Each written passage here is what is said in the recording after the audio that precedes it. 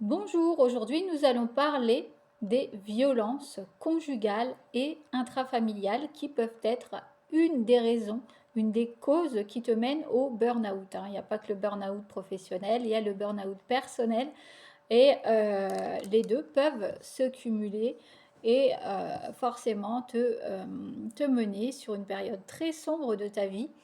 Comme je le dis, hein, le burn-out ne vient pas par hasard, c'est aussi donc un cheminement spirituel. Hier, j'ai récupéré un imprimé concernant les violences, d'accord, en pharmacie, où là, on te donne les numéros d'urgence. Donc, en cas de danger immédiat, tu appelles le 17. Pour un hébergement d'urgence, tu appelles le 115. Pour une écoute, un accompagnement juridique, social et gratuit, le 39 19. Tu as plusieurs réseaux euh, dans ta région. Tu as des associations diverses qui commencent à se créer parce qu'on en parle de plus en plus. Donc rapproche-toi de ces associations, il y a de nombreux professionnels, il y a des personnes qui ont vécu ces violences, qui ont créé une association pour aider les victimes. N'hésite pas à t'en rapprocher. Donc sur cet imprimé, il y a une petite règle, c'est un violentomètre, où là, tu peux prendre conscience si tu subis des violences psychologiques, des violences sexuelles, etc. etc. Il faut savoir que voilà, ces comportements détruisent forcément ton estime de toi. On essaye de te contrôler, on essaye de te manipuler, de te mener à l'isolement. Il faut vraiment briser ce fléau. Il faut en parler, il faut être témoin, d'accord. Il faut oser en parler, il faut que ça change, hein. Chaque mot, chaque petit geste peuvent changer les choses. Il faut savoir que vous n'êtes pas seul, il y a des points d'écoute, il y a des professionnels pour vous accompagner et ces agissements ne sont pas de ta faute. D'accord? C'est la personne en face qui ne va pas bien. Vous méritez vraiment d'être aimé, d'être respecté. On ne peut pas faire de vous un bouc émissaire, d'accord? Il faut savoir vous protéger ou être vigilant, d'accord, sur les débuts de ces violences.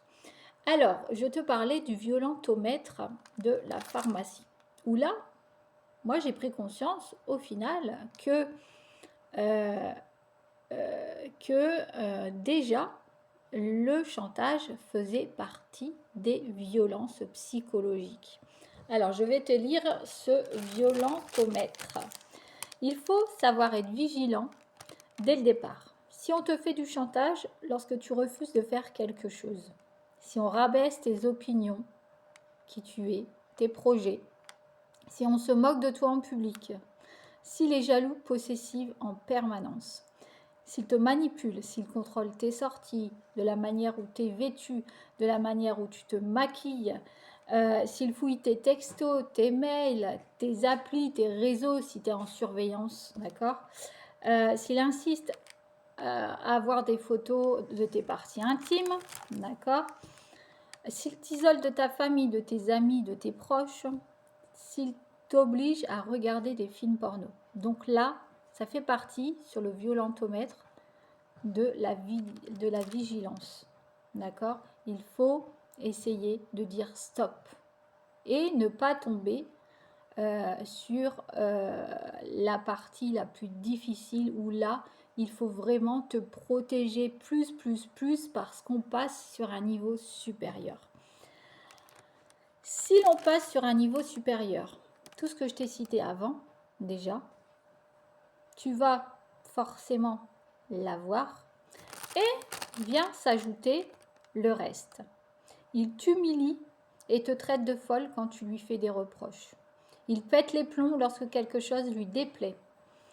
Il te menace de se suicider à cause de toi. Il menace de diffuser tes photos intimes. D'accord? Il a bien insisté pour les avoir, il les a eues pour... voilà. et il te menace de les diffuser sur Internet. Il te pousse, te tire, te gifle, il te frappe, te touche les parties intimes sans consentement, t'oblige à avoir des relations sexuelles et te menace avec une arme. Alors là, stop. Il faut se protéger, il faut que tu en parles. Et il faut que tu en parles bien avant, hein, au moment où je t'ai cité les quelques petites choses. Enfin, pas des petites choses, ça reste des choses hyper importantes, d'accord. Mais il faut savoir en parler, il faut savoir prendre sur soi, ne pas avoir honte d'en parler. Tu es victime, d'accord. C'est pas toi l'auteur de ces violences. Moi, je le subis. D'accord, je le subis depuis quelques années et quand j'ai vu ce violentomètre, ça m'a fait comme un tilt. D'accord, j'avais cette intuition depuis longtemps, mais je me comparais souvent aux femmes qui se faisaient battre, en fait, les femmes battues, où là, oui, c'est de la violence. D'accord, c'est de la violence gratuite. Mais moi aussi, en lisant tout ça, j'ai pris conscience que oui, c'était de la violence psychologique. Et en effet, tout ça, ça faisait partie de ce qui m'avait mené au burn-out, un pétage de plomb. Et que, bon, ben, j'ai su dire non, mais la personne ne change pas de comportement. Et là, ça devient urgent, d'accord. Ça devient urgent d'en parler, de porter plainte, de faire une main courante, tout ce que vous voulez. Actuellement, la CAF, si vous êtes allocataire, d'accord, peuvent prendre ce relais, d'accord. Il y a un service qui est dédié à, en fait, à réclamer le dû des pensions qui n'ont pas été versées ou versées partiellement. Et on te fait cocher, si tu en as besoin, d'une case où là, tu subis des violences sexuelles, psychologiques, physiques, tu vois. Et, euh, et là, c'est pareil, ils sont là pour t'accompagner. Donc, n'hésite pas à le faire. Et, euh, et voilà. Donc, je voulais en parler parce que de plus en plus de personnes se rapprochent vers moi pour demander des renseignements sur mon accompagnement, d'accord. Mon accompagnement auprès des femmes qui sont en burn-out ou qui sont pas loin du burn-out. J'ai de plus en plus de personnes qui se plaignent de justement du comportement de leur conjoint ou du comportement de leur ex, hein, des pères de leurs enfants, où là, ça devient très très difficile. Quand il y a la séparation et les enfants sont au milieu, c'est toujours très, très difficile à gérer.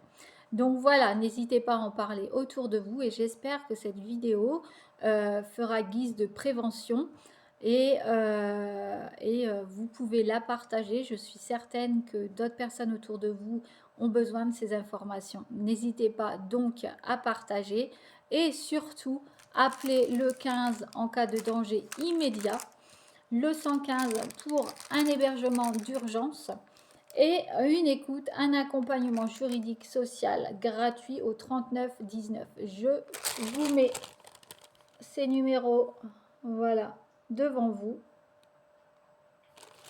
et le violentomètre. Comme ça, vous pouvez faire une petite pause sur la vidéo et regarder de vous-même. À très vite, à bientôt.